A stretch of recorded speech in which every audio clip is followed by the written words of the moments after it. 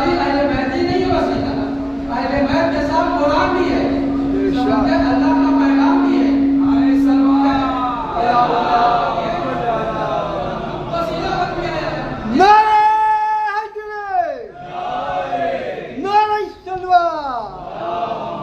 हम आप लेना नहीं चाहते हैं, ना नूर लेना चाहते हैं, ना जो है वो कुरान का पैगाम लेना चाहते हैं, ना अहले बैत के हदीसों पर अमल करना चाहते हैं। तो बताइए कि मौलाई कैसे है?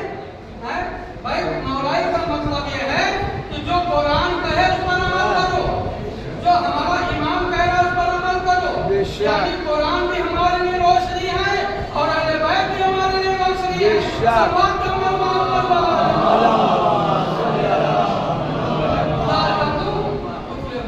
जब तुम जो है वो वसीले की बात करोगे तो जाहिर है अल्लाह के राह में जिहाद करना, तुम्हें कामयाबी मिलेगी। कामयाबी का मतलब ये है कि मैंने बयान किया था कि एक जगह अल्लाह ने खुद बयान किया कि अतीउल्लाह व अतीउर रसूल, अल्लाह के इताअत करो और रसूल के इताअत करो। अब अल्लाह के इताअत क्या है? अल्लाह तो दिखाई नहीं दे रहा है कि हम जाए उसके हाथ में बैयत कर लें, वह बैयत उसी के हाथ में की जाती है कि जो दिखाई देता हो। अल्लाह तो दिखाई नहीं देता, अल्लाह कह रहा है मेरी इताअत करो। वो इताअत का मतलब क्या है? अल्लाह की इताअत का मतलब ये है कि अल्लाह जब आपको दिखाई नहीं दे रहा है, अल्लाह की किताब तो सामने मौजूद है, कुरान मजीद सामने है, यानी जो है वो कुरान मजीद जो कहे उस पर हम आप अमल करें, अल्लाह की इताअत हुई। और रसूल ने जो हदीस बयान की, जो हदीस का जो नमूने अमल था उसको लेके इताअत करें। जब दोनों पर इताअत होगी तो अल्लाह कहा कि मैं उसके ऊपर अपनी रहमत नाज़िल करूंगा।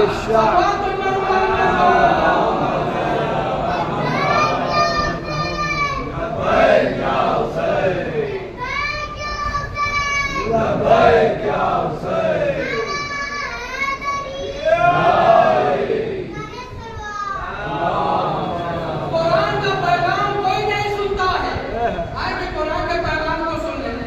कुरान हाफिज़े का नाम नहीं है, कुरान हाफिज़े के साथ समझने का नाम है। लेकिन यहाँ पर क्या होता है? यहाँ पे हर महल्ले में बड़ा मर्जा होता है, बड़ा मुफस्सिर होता है, वो अपनी राय पेश करता है, यानी वो अपने को जो बताता है कि मैं भी अपनी मुफस्सिर कुरान हूँ, समझ गए? जरा सा तर्जुमा पढ़ लिया, अपने को बताता है कि मैं मुफस्सिर कुरान हूँ। हमें जब तुम मुफस्सिर हो, बयान कर रहे हो, तो तुम्हारा भी किरदार वैसा ही होना चाहिए। तुम्हारा किरदार वैसा है कि दूसरों को नसीहत करके चले, सरवात का तो कुरान का पैगाम इताअत है, अल्लाह की इताअत करने का हुक्म है, रसूल की इताअत करने का हुक्म है। अब आज देखें कि जब दोनों की इताअत होगी, अल्लाह जो वसीला है, कुरान है, दूसरे अहले बैत है, ये दोनों हमारे लिए वसीला है। अल्लाह ने रसूल ने बता दिया कि अगर तुम जो है सरिया नजात का रास्ता ढूंढना चाहते हो तो ये तुम्हारे लिए बेहतरीन रास्ता है, सलात ये कुरान और दूसरे अहले बैत, इन दोनों को जो है वो मजबूती से प्राप्त करो। और अब क्या है कि अहले बैत का जिक्र हमने आपने नहीं किया है।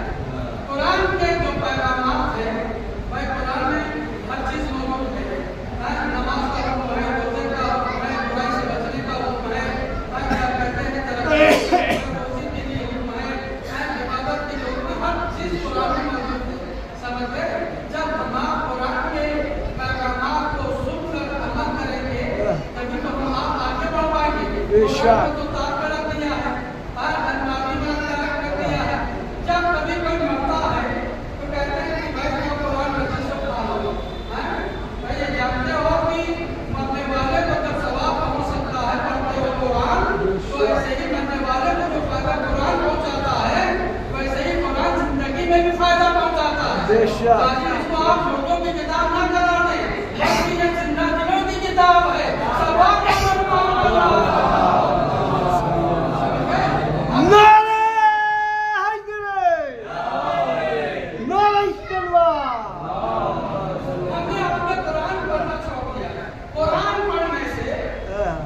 रोजी आती है, बरकत बेशक आंखों में रोशनी आती है, समझे?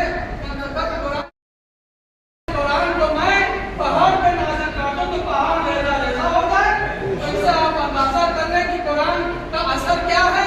हमें जब कुरान पहाड़ पे असर कर सकता है तो कुरान इंसानों की जिंदगी भी बदल सकता है। समझ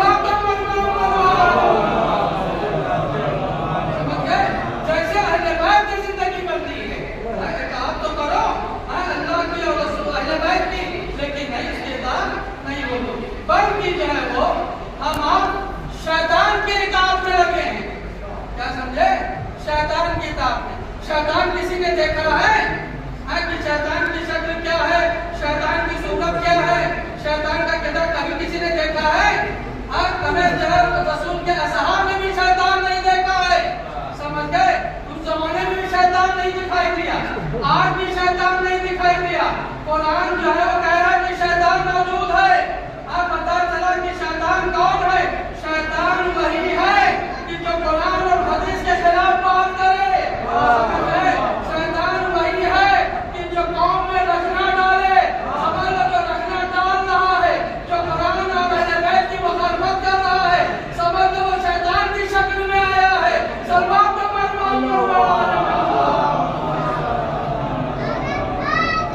समझ गए? ये अल्लाह का ये पैगाम। तो इताअत अहले बैत की करना। जैसे हमारे आपके जो है वो मौला के असहाब थे, आप देखें कि उन्होंने इताअत कैसे की है।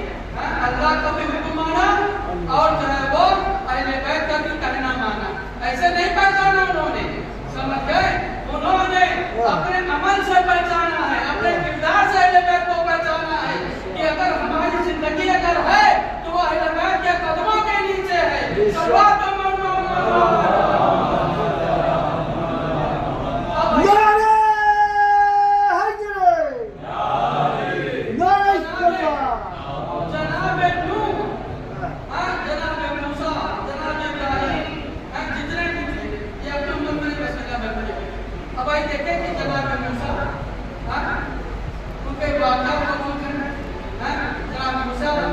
बहुत ही जो है उन्होंने बड़ी मेहनत की अपने उम्र में। जनाब मूसा जो है वो कहने लगे कि ये मेरे परवरदिगार तू हमको ऐसा जानशीन दे दे कि वो हमारी मदद करे। दुआ मांगी जनाब मूसा ने, जब दुआ मांगी अल्लाह से कि हमको ऐसा जानशीन दे दे कि हमारी मुसीबतों में हाथ बढ़ाए, परेशानी का हाथ बढ़ाए। अल्लाह ने जनाब मूसा की दुआ को कबूल किया। किसको दिया? हारून को दिया। हारून को वसी बनाकर भेजा, मूसा का वसी बने। जनाब हारून जब वसी बन गए तो अल्लाह ने दिया है तो जनाब मूसा को यकीन था कि अल्लाह की तरफ से ये हमें वसी हासिल हुआ है। तो अब जनाब मूसा के पास जब पैगाम आया कि मूसा तुम 40 दिन के लिए कोई दूर गया हो, 40 दिन के अल्लाह ने को बुलाया। अब बताइए कि जो लोग ईमान ला चुके थे, जो कलमा पढ़ चुके थे, अल्लाह की वहदानियत का इकरार कर चुके थे, उन लोगों ने कहा कि भाई आप तो जा रहे हैं, आपके बाद कौन संभाले? कहा हारून हमारे वसी है, जानशीन है। देखें कि उनकी जिम्मेदारी है कि मैं जा रहा हूँ, उनको वसी बना के जा रहा हूँ, ये सारी जिम्मेदारी है अंजाम देगी। जब मैं मूसा चले गए, वसीला बन गया, अल्लाह ने उनको वसीला बनाया। वसीले का क्या नाम? जनाब हारून। जनाब हारून मूसा चले गए। जनाब हारून जनाब मूसा की उम्मत की निगरानी कर रहे हैं। ईमान वालों जो लोग ईमान लाते हैं ये भटकने ना पाए, ये रास्ता बदलने ना पाए, ईमान से जो है वो गुमराह ना होने पाए। जब मूसा चले गए तो जनाब हारून अपने तौर पर जो है वो बचाते रहे। लेकिन जब 40 दिन के बाद जनाब मूसा पलट के आए तो माहौल चेंज हो चुका था। क्या देखा कि जो दौलत थी वो गायब हो गई, जो ईमान वाले थे वो बेनूर हो गए। अब कोई अपने ईमान पर बाकी नहीं था, सब ईमान से पलट चुके थे। तो अब किसको पकड़े जनाब मूसा? भाई जिसको जिम्मेदारी दी थी उसी को तो पकड़ेंगे कि ये क्या किया तुमने कि ये ईमान वाले जो थे वो भी रास्ता भटक गए, गुमराह हो गए और जो है वो गलत रास्ते पे चले गए। क्या तुमने इनको बचाया नहीं? क्या तुमने उनको महफूज नहीं किया? कहा मैं क्या करूं? भाई कोई बात नहीं, जिम्मेदारी तो तुम्हारी थी। कहा कि मैं तो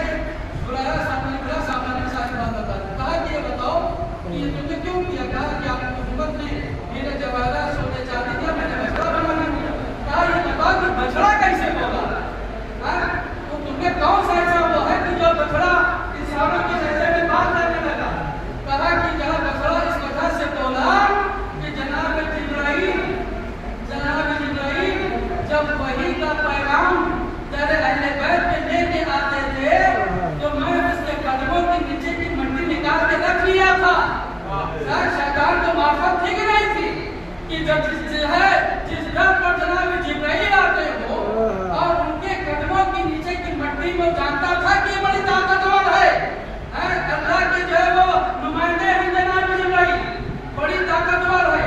और वही मट्टी कदमों के नीचे की मट्टी उठा के हमने बछड़े के पेट में डाल दिया, यानी शैतान भी समझ गया कि इसी समय गुमराह कर सकता हूँ।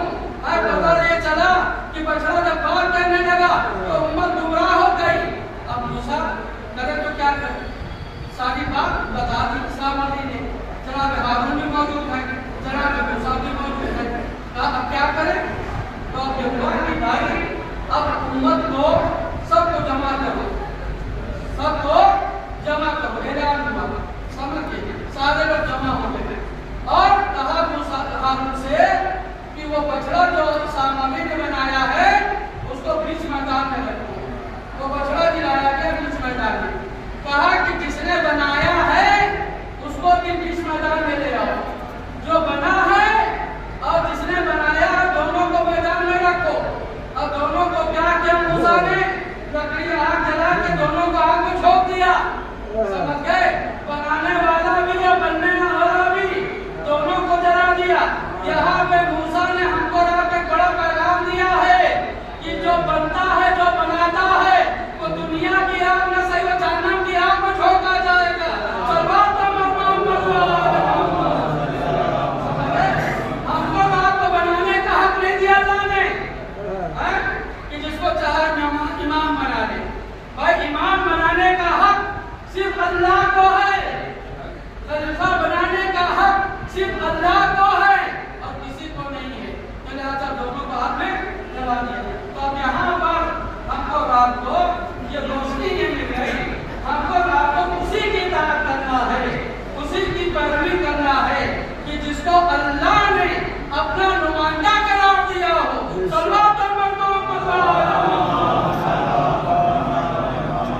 और दोनों को जला दिया। अब यहाँ पर जनाब मूसा जो अल्लाह के भेजे हुए नबी थे, अब उन्होंने फिर से तरकीब दी और ईमान का रास्ता बताया। ईमान का रास्ता ये कामयाबी का रास्ता है। और देखें कि ये याद रखें, जितने भी नबी आए 1,24,000 नबियों में सबके पास मसीह थे, सबके पास जानशीन थे, लेकिन जैसे रसूल को जानशीन मिले वैसे दुनिया में किसी को भी नहीं मिला है, जितने भी नबी आए। आप देखें कि आज इमामत कायम है, अल्लाह जो रसूल ने जिसको इमाम मुअय्यन किया वो आज क़यामत के लिए इमाम मुअय्यन किया गया है। हमको आपको उनकी इताअत करना है। आज बाबा इमाम पर्दे गैब में है, उनकी इताअत करना है। आप देखें कि हम आप नहीं देख सकते, लेकिन हमारा आपका इमाम हमको आपको देख रहा है कि अगर हमारे चाहने की तरह दावा कर रहा है तो कैसा होना चाहिए, कितना नमाज वाला होना चाहिए, उसका किरदार कैसे होना चाहिए। इताअत का मतलब नहीं है कि खाली आप ज़बान हिला दें, सब इताअत का मतलब है कि ज़बान के साथ किरदार भी अच्छा हो, अमल भी अच्छा हो, मुत्तकी परस्तार भी हो, तब इमाम उसको गले लगाते हैं।